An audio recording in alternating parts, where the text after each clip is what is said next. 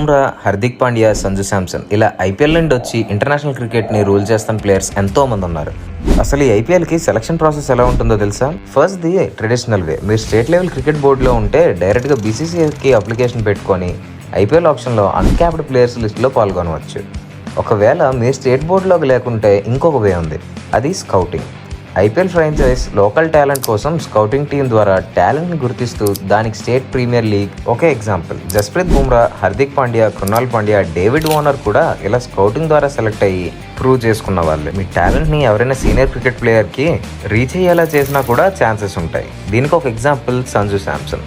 తను local tournaments ఆడేటప్పుడు senior fast bowler Sreesanth టాలెంట్ని గుర్తించి ఆర్ఆర్ తరఫున ఆడటానికి ఛాన్స్ ఇప్పించారు. సో ఇలా మీ ఫ్రెండ్స్లో ఎవరైనా మంచి టాలెంటెడ్ ఉండి డిజర్వింగ్ ఛాన్స్ అనుకుంటే ఈ వీడియో కింద వాళ్ళని ట్యాగ్ చేయండి. ఇలాంటి క్రికెట్ ఫ్యాన్స్ కోసం మన టెలిగ్రామ్ ఛానల్లో క్రికెట్ బ్యాట్స్ అయితే ఫ్రీ గివ్ అవే ఇస్తున్నా. సో వెంటనే మన